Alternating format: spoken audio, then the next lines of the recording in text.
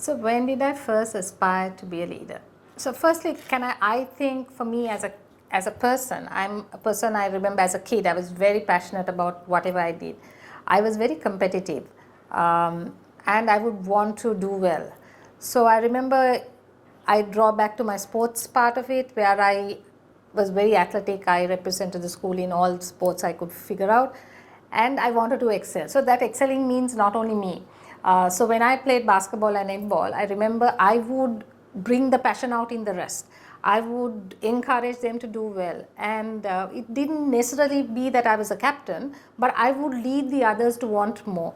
So I guess I brought that energy level in, and it automatically made people realize that they would listen to what I said, or they would know that I wanted the teams to succeed.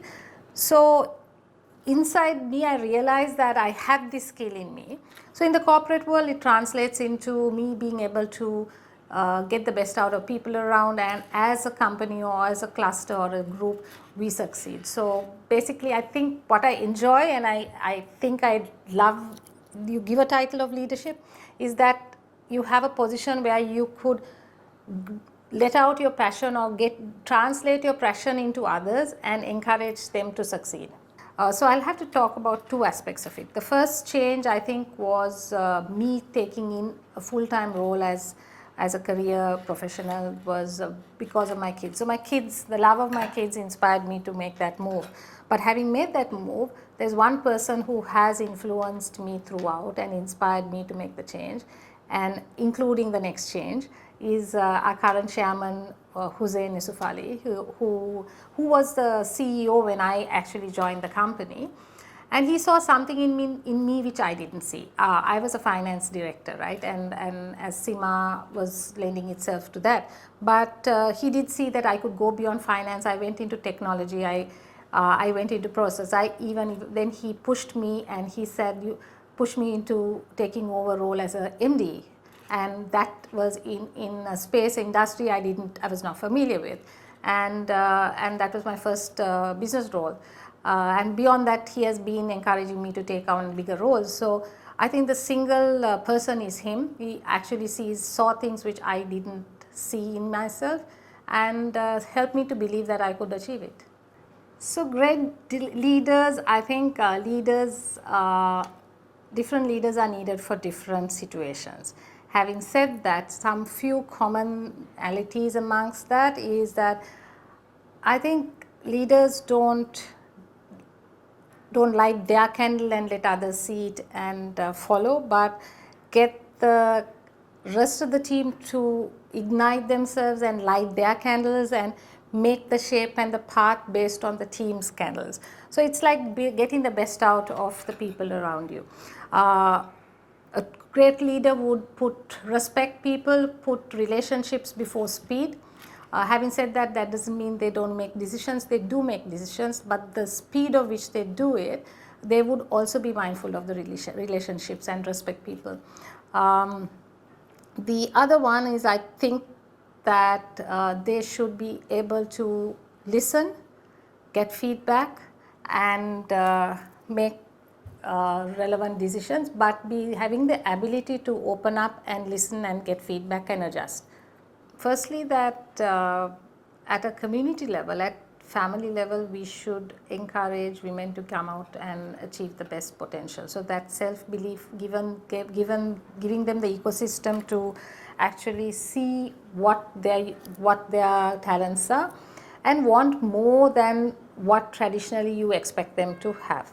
Having said that, I'm not saying that you should give up what a woman would love in terms of being a mom and a wife and all that, but they also have talents, and they could use those to be an entrepreneur or in the corporate world. And in corporates and communities, I think firstly our skills are different, and that should be acknowledged, and have a system which allows us to be our authentic selves. So when we are trying to shape others and encourage others to bring the best out of the workforce, out of themselves, women have that ability, but we need to believe, and the corporate should allow the women to succeed to that level to make sure that they actually can show their skills. I think the biggest thing is that in a corporate or community, we need to accept that the women have to lead the way they can lead, and allow a system and the environment and the culture to accept that. So our cultures historically in corporates have been very driven by men, and you can't blame it. It has been a male driven workforce. Now we've seen quite a bit of women coming into the workforce. So with that, there should be a culture change, and that should allow the women to be themselves. Once you have that environment, I think the skills, if we have belief, like for me, I had somebody pushing me to take on these roles, and we have belief that we can do it, then you would start honing these skills and working on it. So the biggest challenge, I actually have two challenges, and the first challenge I think I systematically overcame is the battle of being my authentic self and being accepted for it. So coming from the person I am, I kind of a person who wants things done, and so you go through a phase of being aggressive, assertive. How do you find that balance, and how do you push through that, and then define yourself as your true self and get the people to accept? So that was kind of a challenge I faced within the environment. Other than that, on work-wise, I didn't feel too much. But the internal challenge I had was because I came from a functional background, and I was very good at running back office, and I was attention to detail as an accountant. Moving from operational to strategic thinking was a real challenge internally. So I actually worked on it, and I had to give up what I was good at to learn this new skill and be able to allow myself to think differently. So that the fact that giving up what I was good at on a day-to-day basis, that was a huge challenge for me. So I think I'm still learning lessons, and I think everybody learns lessons. It's a lifelong journey of learning. But one thing is that you never know everything. So constant learning is needed, because if you see, I've done 5 roles in 18 years, and it was all reinventing, learning. Without learning, I couldn't have achieved what I did in the new role. But the other thing is, I think having the ability to listen to feedback,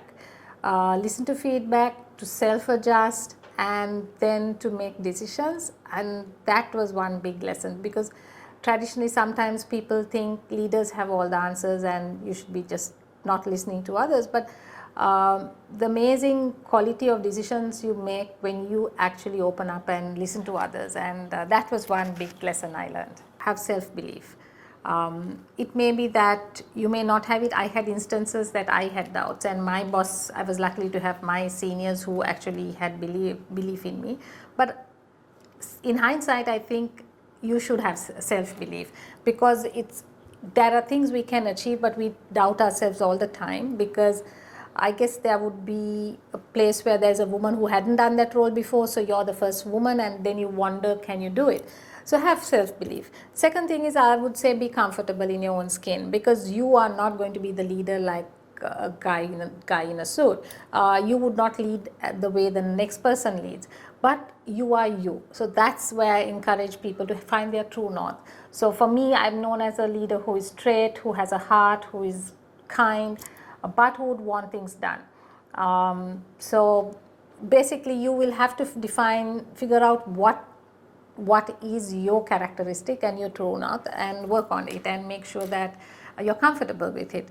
And as a woman, I guess you find your balance in having your softer side as having empathy, and also trying to make decisions, tough decisions, and how do you not be seen as too aggressive, too assertive, too kind, too soft, and how you push through that and find your own space in it. It is something you would face, and people perceive you in different ways while you go through your career journey. The fact that you should be self-aware, and you should be aware of what people do perceive you as, and you've defined yourself, and the choice is yours. People have related or connected me to some superhero, and the first time one of my staff who was leaving came and gave me this small miniature superhero and said, "This reminds me of you." And I asked why. He said, "You're one of the toughest bosses, but you have a heart of gold, and you are supposed to be kind." So, and then subsequently people have been calling me this. So I've been connected to the superhero called Wonder Woman, and not that I'm wonderful in any way, but the characteristics, some of those kind of people see that in me. So I've been called that.